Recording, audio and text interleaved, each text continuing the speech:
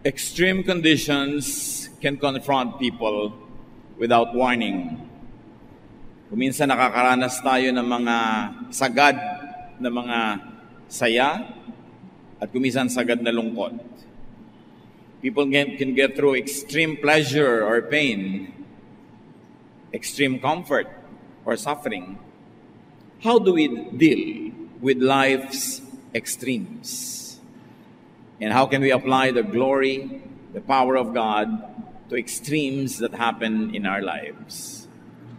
Father, we thank you that we can ponder your word and seek guidance from you so that we may not only survive but also prevail in times of extreme experiences. Turuan niyo po kami, Panginoon, na unawain, harapin ang mga karanasan sa buhay ng mga sagad. Sagad sa taas o baba, sagad sa hirap o sa ginhawa. Na sa lahat ng ito, makita namin ang iyong kamay na gumagabay sa amin. Teach us, Father, to obey in your footsteps as we go through extreme experiences and all those in between. Sa sandaling ito, payapain niyo po ang aming puso. Kausapin niyo po kami, Panginoon, at nawangin yung mga pangungusap, maging pagkain ng aming espiritu, lakas ng aming loob, liwanag sa aming daraanan. We ask that you speak to us in simple terms, enable us to capture the essence of your wisdom so we may apply this in daily life. Lead us, Father, as we ponder life's extremes. We ask you in the name of our teacher and Lord, in the name of Jesus, your Son, our Savior. Extremes. Nakakaranas tayo niyan. At kung hindi pa, makakaranas. Darating at darating. Ecclesiastes 3:1-8. The words of the wise King Solomon. Everything on earth has its own time and its own season.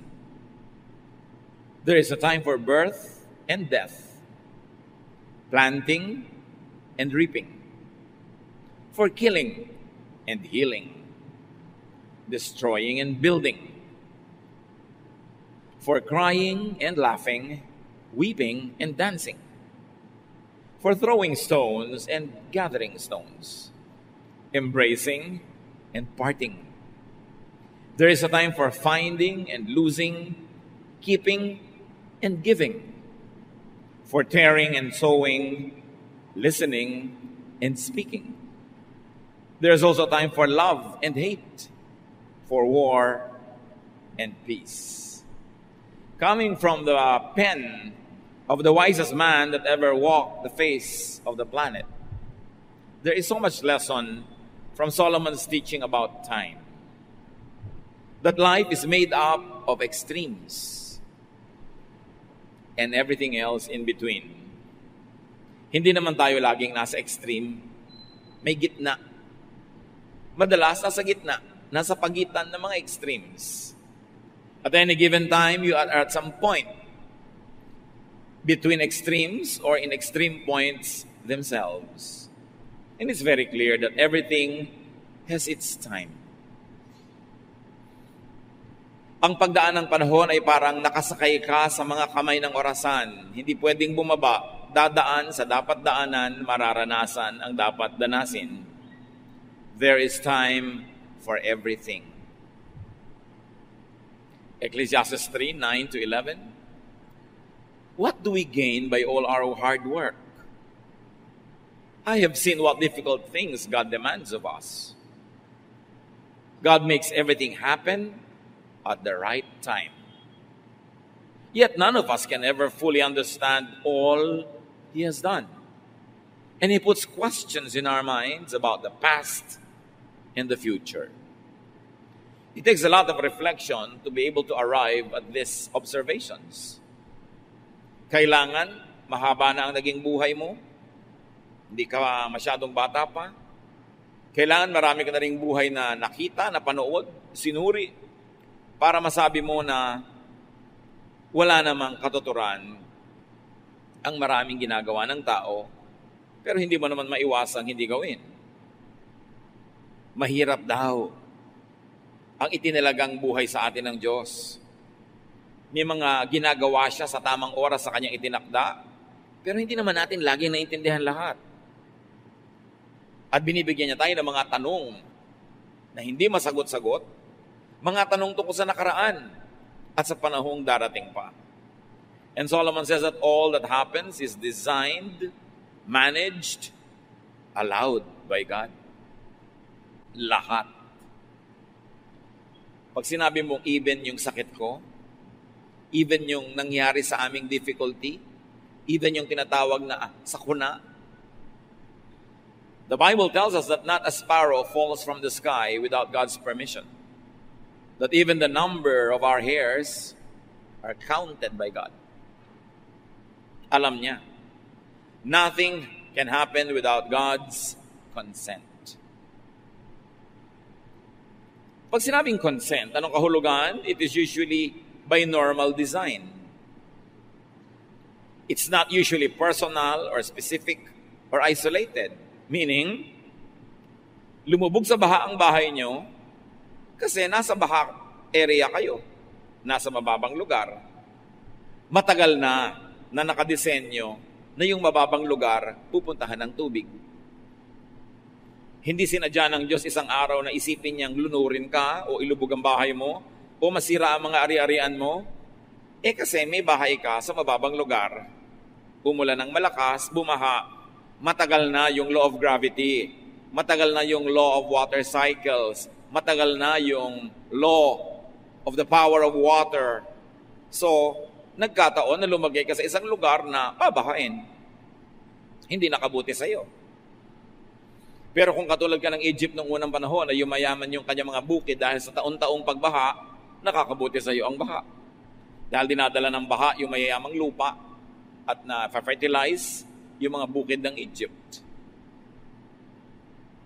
Lumindol, gumuho ang bahay mo, kasi konkreto. Matagal nang dinetermine ng batas ng kalikasan, ang konkreto ay maaaring gumuho. Dahil pinagpapatong-patong lang yan at dinidikit-dikit ng semento. Kung ang bahay mo ba naman ay kubo, hindi pwedeng gumuho yun kahit anong lindol. Pero yung kasi ang bahay mo nung oras ng lindol, nangyari sa'yo. Nagkaroon ka ng sakit sa baga, kasi naman nandun ka sa lugar na may manghahawa sa'yo, sa oras na nakakahawa siya, at natanggap mo yun, meron kanyan.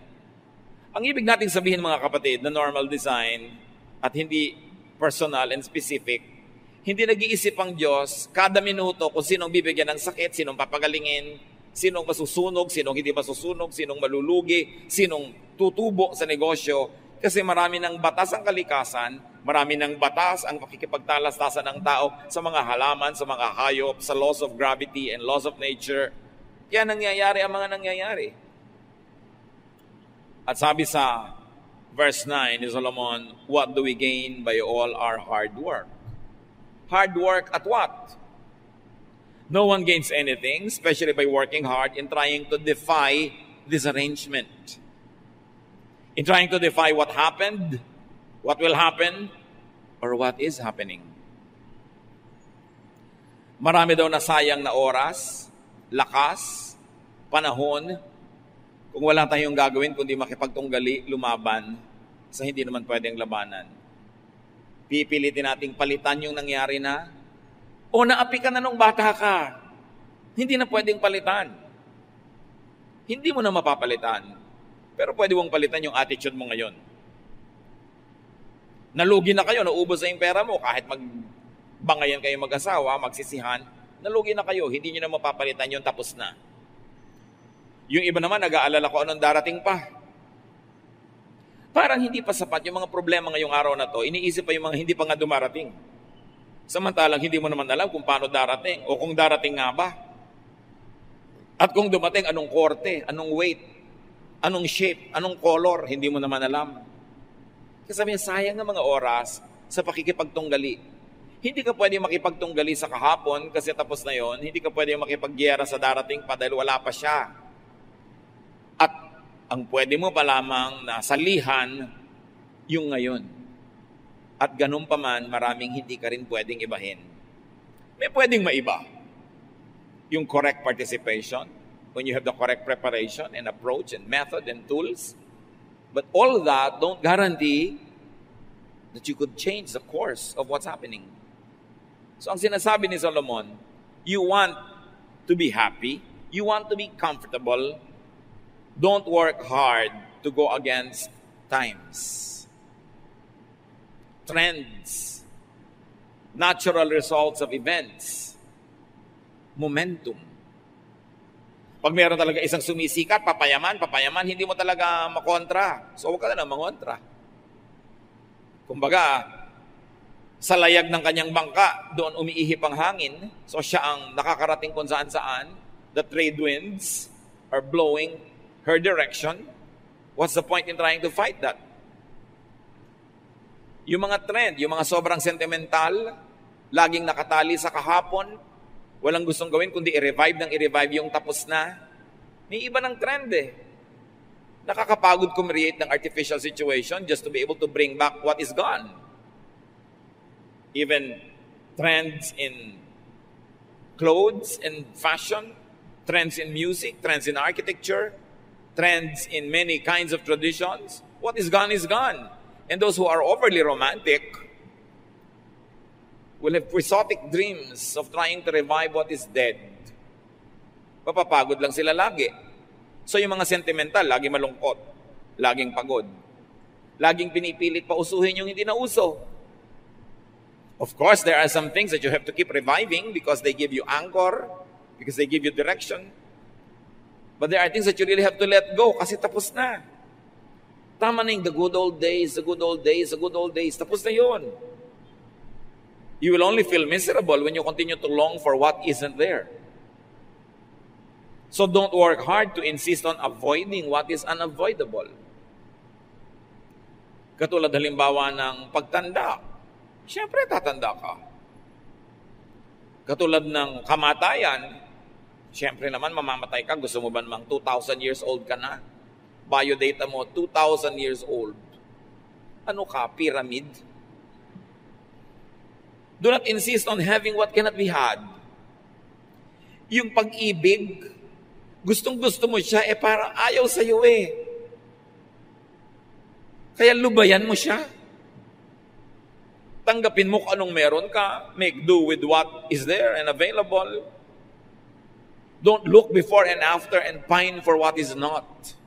Sabi nga ni Percy Bysshe Shelley, hindi lagi ang hinahanap ay wala. Pagka nasa malamig na country, ang lamig naman, gusto mainit. Pag nasa mainit na country, ang init naman, gusto malamig. Hindi ka nasasaya kahit kailan. Pag hindi ka marunong sumakay dun sa kung ano yung nandun. Naku, kung mayaman lang tayo, hindi ka nga mayaman, kaya tigilan mo. Pag yaman mo na, tsaka mo isipin yung mga iniisip mo. Ang asikasuhin mo ngayon, yung karalitaan mo. Baka mapagod sa'yo, layasan ka, yumaman ka. Don't insist on stopping what is unstoppable. Kung minsan may mga tao na unstoppable sa karir nila, haharangan mo, masasagasaan ka lang. Even Chinese military people say, do not resist momentum. You will only suffer. Don't insist on doing what is undoable at the time. Ano yung mga undoable at the time? Don't insist on fighting what cannot be fought. Being born and dying. Tulad ng nabasa na natin.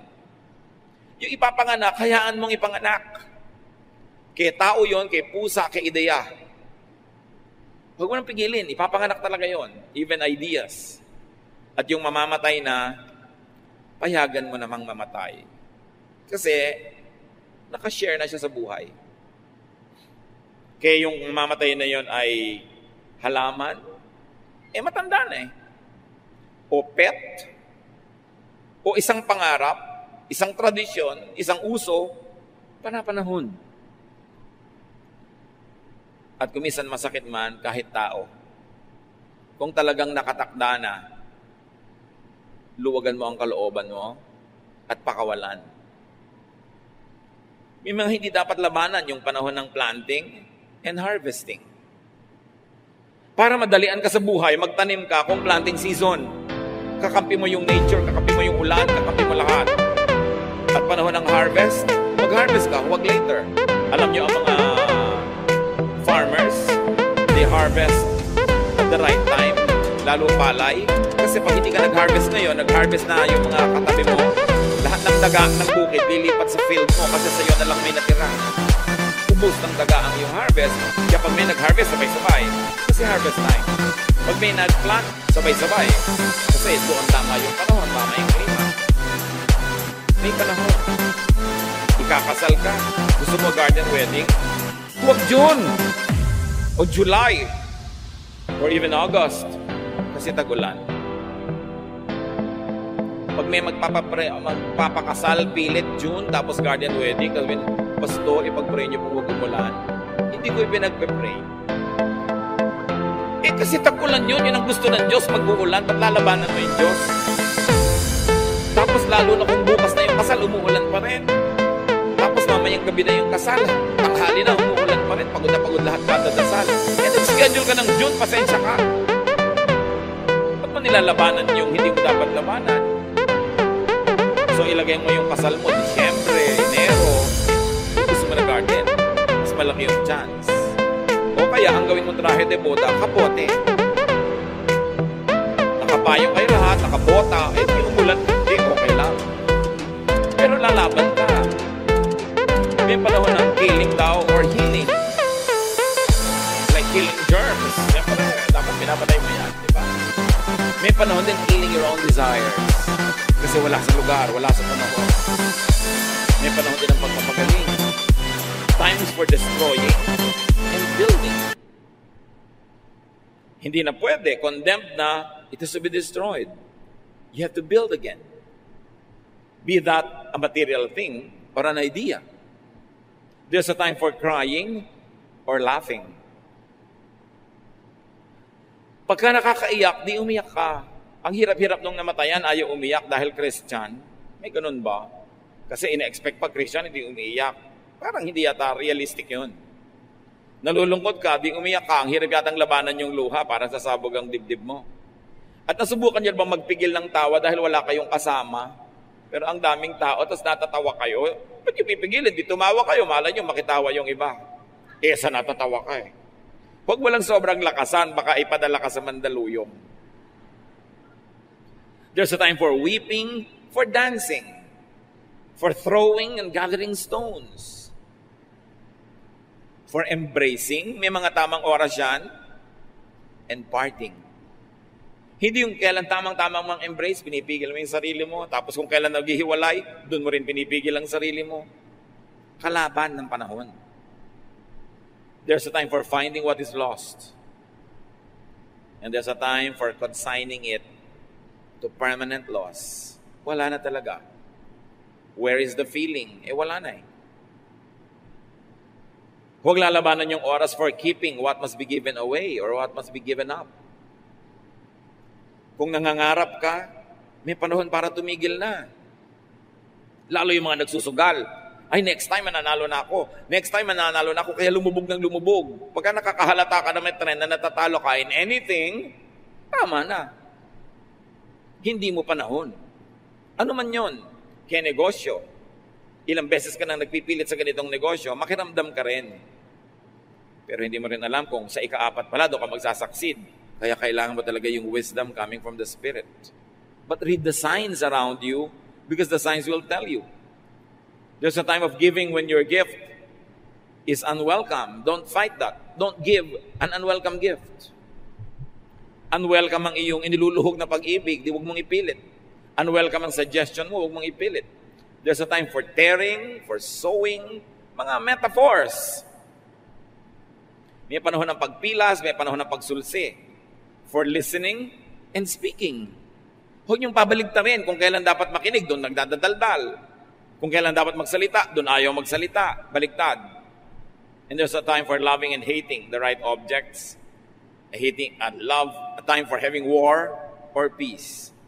You can go on and on and on, but I think that Solomon has given up enough examples na lahat ng maiisip natin sa buhay ng mga contradictions and extremes, represented na ng mga sinabi niya. Ang point, merong panahon para sa extreme left, merong para sa extreme right. Meron para sa extremely low, extremely high, extremely cold, extremely hot. May ganong panahon. Ang buhay nga naman daw ay weather lang. Panahon. Uso siya, di hayaan mo. Hintayin mo yung uso mo. God makes everything happen at the right time. Sabi mo, at the right time? Ang bata-bata pa niya, namatay na, right time ba yun? Kahit naman matanda na, ayaw mo pa rin, di ba? Alam mo, right time ba yung, marami tayong mga ganyan, tanong. Parang mali ang timing ng Diyos. Parang mali ang timing nangyayari sa buhay natin. But Solomon, wiser than all of us, says, God makes everything happen at the right time. Tama ang nangyayari kahit sa tingin ng tao ay mali ito. Kahit mahirap, kahit masakit. Verse 11, yet none of us can ever fully understand all He has done. Ganun na lang ang tanggapin natin, that humans cannot fully comprehend, will not always agree with God's deeds and timing, but it does not make God wrong. We're just limited and we cannot understand. Isaiah 55:8, the Lord says, my thoughts and my ways are not like yours. Iba ako mag-isip kaysa sa inyo, iba ang pamamaraan ko sa pamamaraan nyo. So ang tao na mababawasan ang hirap, madadagdagan ang luwag sa buhay, yung taong ride lang sa panahon. Panahon na malungkot ang pamilya natin o di malungkot tayo, huwag nating piliting mag-OA at magkunwaring masaya. Panahon ng kasiyahan, di magsaya tayo. Panahon ng hirap, magtipid. Panahon ng luwag, di mamuhay ng magtamasa ng sarap sa buhay at mag-share sa iba. Panahon na may pagkakamali, magdusa, ituwid ang sarili. Panahon na nagtanim ka ng tama, di aani ka ng tama. Even when it comes to extremes in knowledge, faith, and belief, ng sarili mo o ng ibang tao, ride lang. Iba-iba kasing panahon eh. Kuminsan yung kapatid mo, extremely religious. Hayaan mo lang siya. Huwag mong kontrahin. Huhupa din yan. Wala namang lagnat na lagi mataas. Nagno-normalize din. Ang hilig-hilig ngayon ng anak mo sa ganitong music, hayaan mo lang. A few months, a few years, lilipas din yan. Ang mga gusto, naiiba rin. Kahit nga pag-ibig, kumukupas pagka hindi naalagaan. So, huwag mong masamain, huwag mong kagalitin, huwag mong awayin ang isang tao na may nararanasang extreme feeling right now. Panahon niya eh. Kaya kung minsan may mga taong extreme na extreme ang hilig nila, halimbawa ang kumain ng ganito, hayaan mo, magsasawa rin yan. Panahon. Because nothing is permanent. Para tayong mga nakasakay, tulad ng nabanggit, sa kamay ng orasan na umiikot, hindi ka pwede magtagal sa isang guhit ng relo. Lalakad at lalakad dyan. Kahit anong oras, lumalakad ang panahon. Naiiba ang tao. Kaya mahalaga sa nag-aasawa, biruin nyo yung marriage contract, till death do us part, permanent, lifelong. Hindi kayo dapat nakukontento na kung ano kayo dati, yun na kayo forever. Kasi pwedeng nag-iiba yung partner nyo na kayo'y maiwan. O kayo yung nag-iiba, siya yung maiwan hanggang mamaya ang laki na ng agwat. Mahirap na kayo magsama. So lagi kayong naghahabulan sa isa't isa. Uy, nahihilig ngayon ang misis ko na magbasa ng mga philosophies. So magbabasa-basa rin ako kung hindi ko manhilig para hindi naman masyadong malayo ang agwat ng iniisip namin. Uy, ang husband ko nahihilig sa sports. Di maghihilig din ako. Kung hindi man ako yung maglaro, manood man lang ako at pumalakpak sa kanya. Kaya maraming mag-asawa, nagkakalayo ang loob, nakakalimutan nila na yung pinakasalan mo 5 years ago is not the same person anymore. Na yung pinakasalan mo today will not be the same person 20 years from now because change is always happening. And when you don't change together with the person that you love, together with your partner, you will wake up one day realizing that there is now an unbridgeable chasm between the two of you. Na may agwat na hindi na matawid-tawid. Magkasama na lang yung katawan nyo sa iisang bubong pero magkalayo na ang inyong isip at dahil doon, magkalayo na ang inyong puso. May pananagutan ng pag-aasawa. You keep abreast with your partner. Kung ang bilis mo, medyo magbagal ka, hintayin mo siya. Ang bagal mo, magbilis-bilis ka para magsabay kayo, hindi man eksakto, pero hindi malayo. Napapalitan. Tulad ng masyadong mga hot na hot sa pagiging Christian nila, ng mga bagong Christians. Talagang gusto makipagdebate sa lahat ng debate, gusto talaga iligtas ang lahat ng tao sa planeta. Panahon. And then humuhupa-hupa rin, nagno-normalize. Kung nangyayari sa kapwa nyo, lalo sa mahal nyo sa buhay na nasa extreme ngayon, sakyan nyo lang. Huwag nyong banggain kasi may momentum, may energy. Mapapagod kayo pareho, baka ang maging ending pa, magkasira kayo. Basta hindi masama yung extreme niya, hindi yun magtatagal. Minsan habang pinipigil mo pa nga, lalo pang manggigigil yan. So pagbibigyan yung isa't isa, naiiba-iba ang hilig, naiiba-iba dahil naglalayag ang kaalaman, ang awareness from point A to point B. Pagdating sa point B, lilipat naman yon sa point C. Walang katapusang lipat yan. And it's exciting. It makes people more interesting. You don't meet a cousin for 2 or 3 years and afterwards na-realize mong, wow, may naitayo pala siyang monumento. May kinarve pala siya na sculpture. May nilikha pala siyang awit o kanta. May naimbento siyang recipe. May naiba. It makes life very interesting. Hindi mo lang dapat asahan na, ay, nagbago na siya. Hindi na siya ma-reach. Natural dapat siya magbago. Kung sobra ka na pag-iwanan, ayaw mo magbago yung mga tao para hindi makitang ibang-iba sila kaysa sa'yo. Kaya dapat ini-improve mo rin yung sarili mo. Kung hindi mo na ma-reach yung tao dahil umasenso, problema mo yun, hindi mo na pa-asenso yung sarili mo. Kasi kung umasenso ka rin, hindi magkaka-reachan pa rin kayo. Hindi mo ma-reach dahil mataas ang narating niya, ikaw wala narating. Tapos mamasamain mo, nag-iba na siya. Hindi na ma-reach. Kailangan pa may appointment. Yung mga reklamo yan, ang mga naiinggit na kamag-anak, yung kailangan pa may appointment. Pero pwede mo sabihin, wow, big time na talaga yung pinsan natin, kailangan makipag-appointment tayo kasi ang dami niyang mahalagang ginagawa, hindi pwedeng masakalad ka rin. Kung positive ang attitude mo, ikakatuwa mo yon. Lalo mahal mo sa buhay yung hindi na ma-reach. Asalagay, tungtuwa ka na walang nangyari sa buhay niya, kung gaano siya ka-available kahit anong oras noon, ganun pa rin ngayon. May extremes. Some people become successful in the extremes.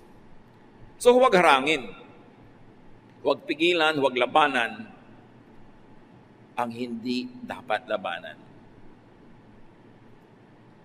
Kahit kumisan anong ingat mo, nakakasakit ka rin. Pero mabuti na yung nag-iingat.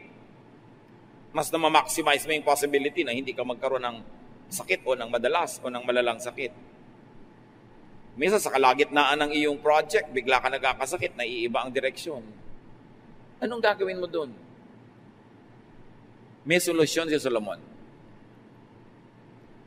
Sa mga bagay na hindi mo mapigil, hindi mo mapilit, hindi mo maiba, hindi mo makontrol, paano gagawin mo?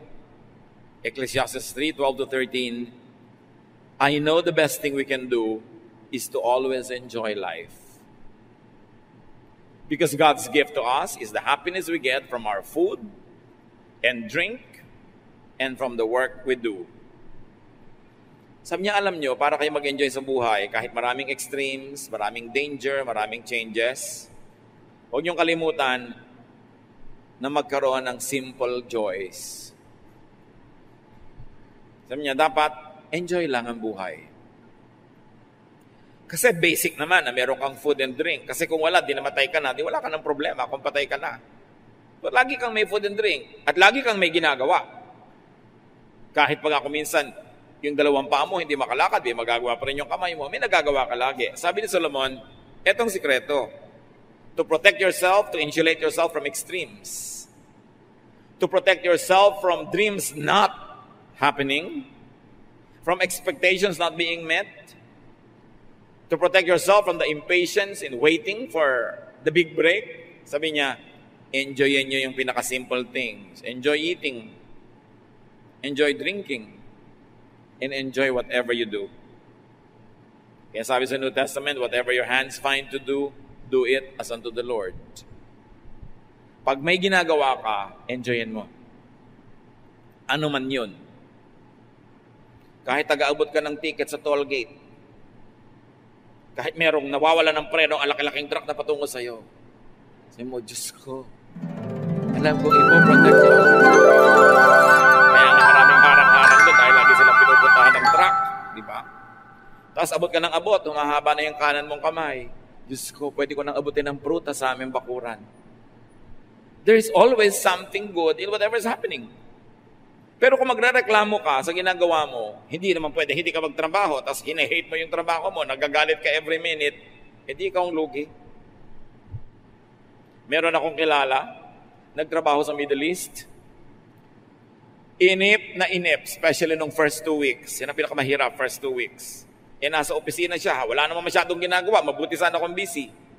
Alam niyo yung ginawa niyang libangan? Pinapanood niya yung relo. Kinumpute niya kung magkano niya sweldo a month. At nai-assign niya kung magkano kita niya per minute. Pagpalagay mo, $1 per minute. Tuwing nakaka 1 minute niya, $1. Nakaka $2. Napalipas siya maghapon ng kaga, uy, gumadami pera ko. Uy, may invento ka ng saya. Yun siguro ang gustong sabihin ni Solomon, umimbento ka ng saya with whatever little thing you have. At ang naging metaphor niya, talinghaga, food and drink. Dahil lagi namang may food and drink, kasi nga kung wala nun, hindi patay ka na. So enjoyin mo kung ano yung nandun. Enjoyin mo kung anong trabaho mo. Make the most of what time gives and what time allows. May sakit ka, kailangan mo magpagaling ng 1 buwan sa ospital o sa kama. Magrereklamo ka, edi lumungkot ka lalo. Pwede ka mag-isip ngayon ng ano ba ma-enjoy ko habang nakahiga rito? Anong pwede kong gawing aliwan? Anong pwede kong gawing project? Alam ko na. Ipagpe-pray ko lahat ng naging classmate ko mula nung kindergarten. Iisa-isahin ko mga pangalan nila. O di siguro bago mo maubos yun, galing ka na. Ipagpe-pray mo pa lahat ng kamag-anak mo. That's the least you can do. Be still and pray. And even that is worship. Even that is ministry. Kung yung kamay mo, pwede pa mag-drawing. Nakakapag-computer ka pa, makakapag-Facebook ka pa halimbawa. Pwede ka mag-text. Ang daming nakagawa ng tao, bakit magre-reklamo kang ang hirap ng kalagayan? Nakita niyo yung mga nakakulong sa mga bilibid, sa dami ng oras nila, nakakagawa ng barko sa loob ng bote.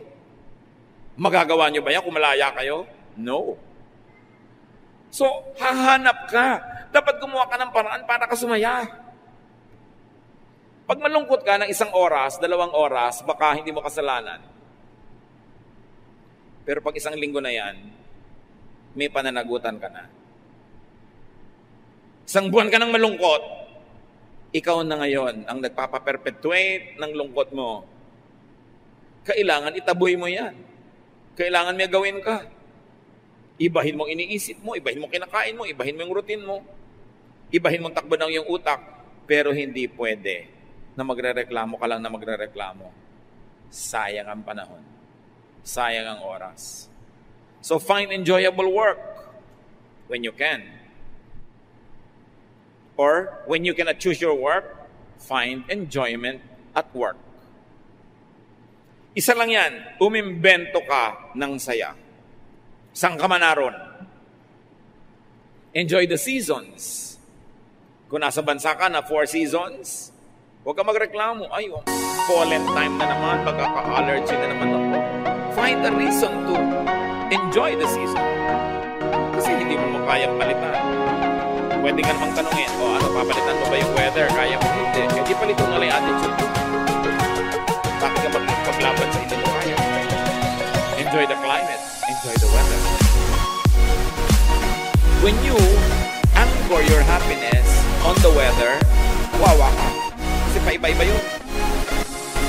Kaya ano man ang mangyari, mangyayari, maghanap ka,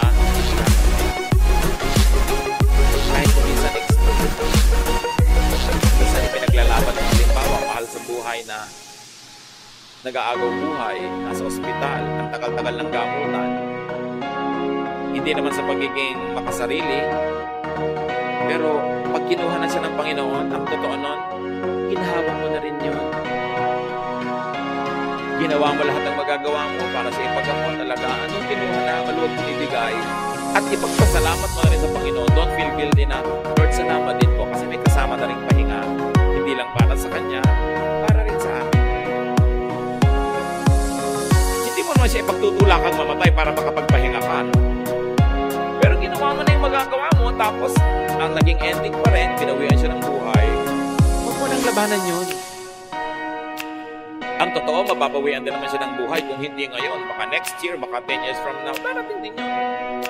Kung dumating na, ano bang mapapalamon na labanan yun? May mga tao nagtatampo pa sa Diyos, nagagalit sa Diyos, dahil daw yung nanay niya. Kailan naman hindi ka magtatampo? Pag 150 years old na yung nanay mo, hindi ka na siguro magtatampo. Pero gusto ba niya yun? Kaya ba niya yun? So, ang sinasabi ng Ecclesiastes 3:14, everything God has done will last forever. Nothing He does can ever be changed. God has done this so that we will worship Him. Yung palang mga hindi natin maunawa, hindi natin makontrol, hindi natin makaya, ang dapat ending, worship. Lord, I don't understand you. I won't be angry. I will worship you. It gives me more reason to worship you because you're really above me. I cannot understand you. I cannot change what you want. I cannot undo what you have done. So what will I do? I will worship you. I will submit to your power and majesty instead of fight you, because nothing will happen if I ever tried. God acts, we react. Up to a point, we act, and God can react. But most of the time, really, we react. Because whatever action God would like to do, He has already set before we were born. It is pointless to contend with God. Huwag ka na magalit sa Diyos, sa anatomy mo, kung paano ka isinilang, sa naging mga karanasan mo. Isaiah 45, 9-15, the Lord said, Israel, you have no right to argue with your Creator. You are merely a clay pot shaped by a potter. The clay doesn't ask, why did you make me this way? Where are the handles? Children don't have the right to demand of their parents.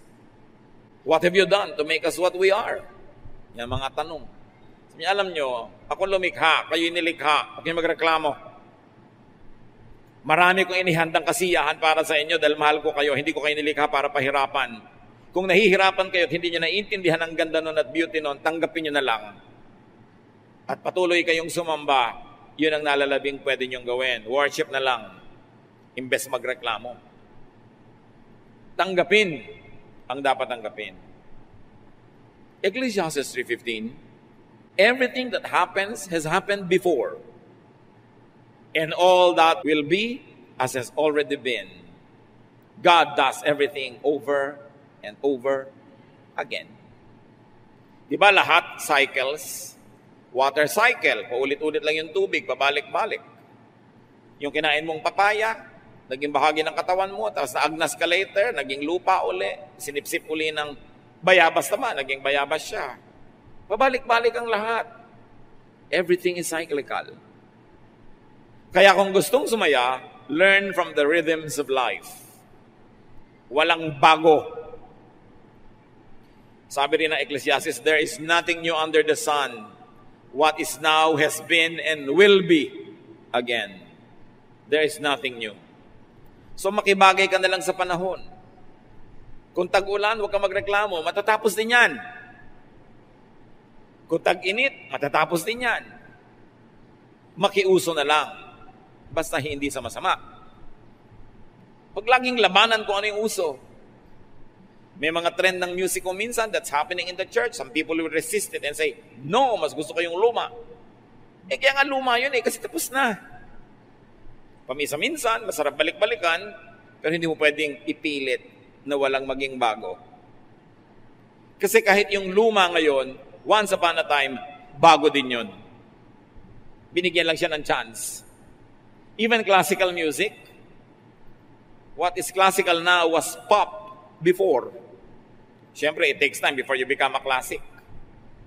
Naging classic yan kasi napagbigyan nung pop pa siya. So yung mga pop ngayon, magiging classic din yan.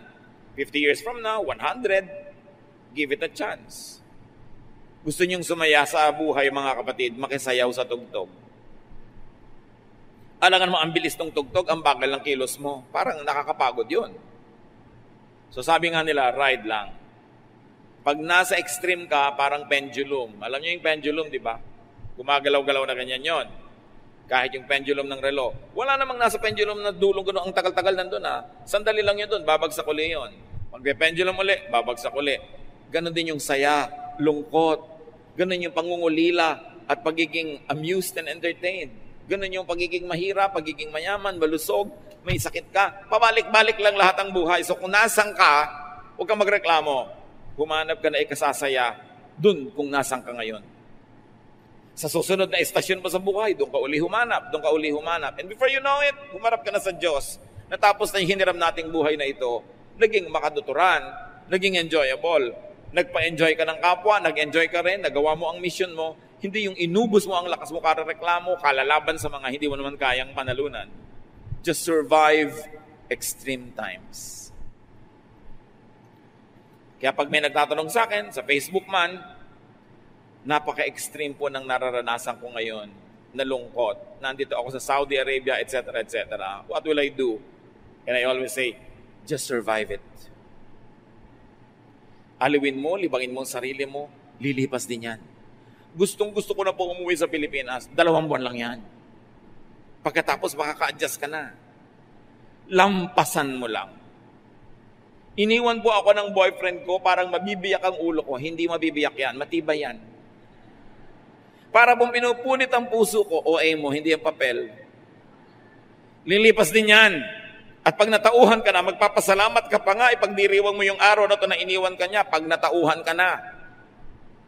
Namimiss mo lang naman dahil in love ka pa. Pag nawala na yung love mo na yan, maglang makikita mo lahat yung mga kapintasan niya at magpapasalamat ka pa.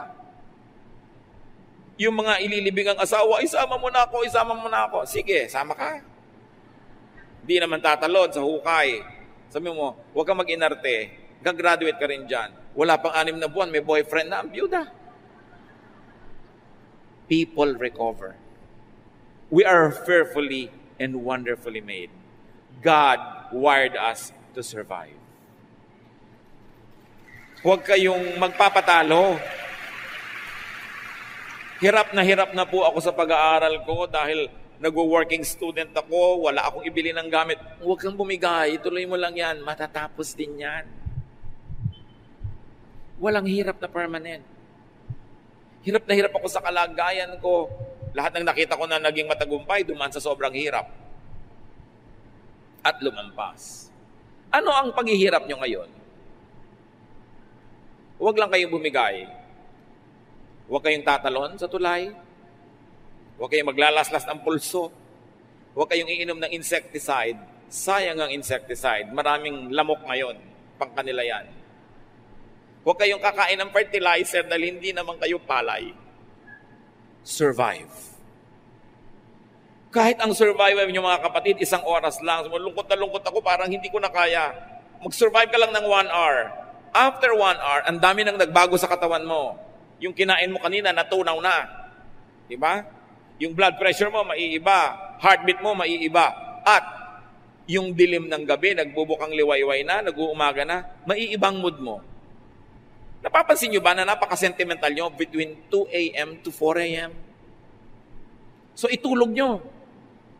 Pag di kayo makatulog, libangin nyo sarili nyo dahil pag 5:30 na, wala na yung lungkot. Promise. Just survive the night. Whatever it takes. Just don't sell your soul to entertain yourself. Just survive. I hope wala sa atin ngayon dumarating sa napaka-extreme na parang bibigay na kayo, di nyo na kaya. Lalampas din yan. Lagi niyo sabihin sa sarili niyo, this too will pass because nothing is permanent. And God is with me all the time. Pinayagan niya ng Diyos, nangyayari yan, alam niya ang nangyayari.